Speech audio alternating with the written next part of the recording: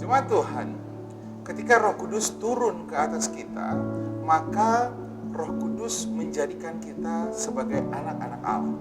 Ketika kita lahir baru, Roh Kudus tinggal di dalam kita, dan kita dipanggil Tuhan sebagai anak yang dikasihinya.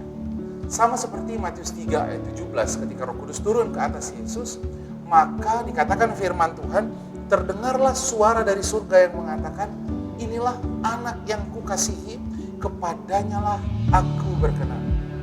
Sama dengan Roma 8 ayat 15, ketika Roh Kudus turun ke atas kita, maka kita menjadi anak-anak Allah, dan kita layak memanggil Dia sebagai Aba ya Bapa.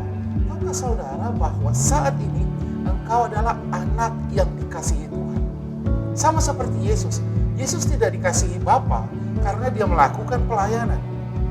Yesus tidak dikasihi karena Dia melakukan mukjizat. Tidak, saudara. Yesus dikasihi hanya karena Dia sebagai anak Allah. Umur 30 ketika Yesus dibaptis, Dia belum melakukan pelayanan. Mukjizat yang pertama kali Dia lakukan adalah mengubah air menjadi anggur.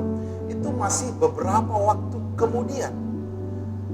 Jadi Yesus dikasihi, Yesus dicintai bukan karena apa yang Dia lakukan. Sama seperti saudara dan saya.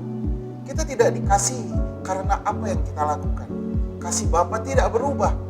Kalau kita mengasihi Dia, kasih Tuhan tidak bertambah banyak. Kalau kita jatuh di dalam dosa, kasih Bapa tidak berkurang kepada engkau. Engkau dikasihi karena kita, kamu dan saya adalah anak Allah. Dan sebagai anak Allah, ada konsekuensinya, saudara. Allah berkenan kepada engkau. Kata berkenan diartikan di Alkitab adalah kesenangan, kegembiraan, kesukaan, diterima. Saudara dan saya adalah kesukaannya Bapa. Saudara dan saya, ketika Tuhan menyebut namamu, kau adalah kegembiraan Tuhan. Kau adalah kesenangannya Tuhan. Dan saudaraku, sama seperti Tuhan ketika Dia memanggil Nuh. Tuhan berkata bahwa Nuh itu adalah orang yang benar, tidak bercela. Kejadian 6 ayat 9 dikatakan, tidak bercela, bergaul dengan Tuhan. Kitab Kejadian ditulis oleh Musa.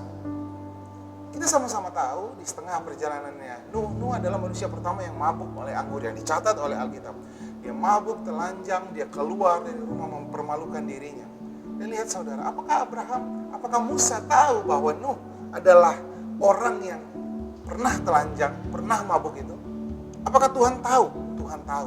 Tapi kenapa Tuhan memanggil bahwa dia orang yang tidak bercela? Padahal ada celanya. Karena Nuh adalah anak yang dikasihi Tuhan. Sama seperti Abraham. Tuhan mengasihi Abraham. Padahal Abraham pernah tidur dengan Hagar. Pernah menjual Sarah 2 kali kepada Raja Mesir dan kepada Raja Gerar. Lalu Bapa berkata dia adalah Bapa orang percaya.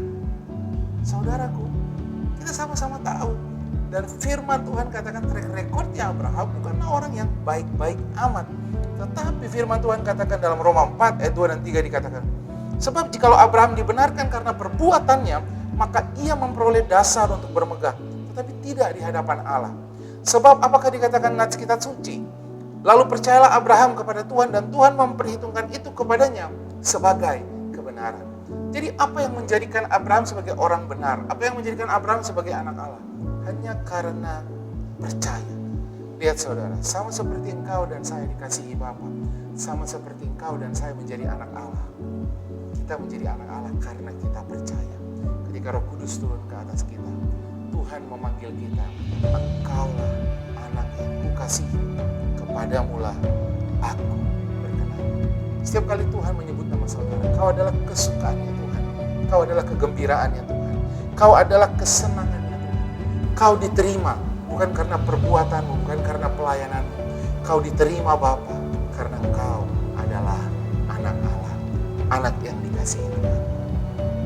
Tuhan memberkati.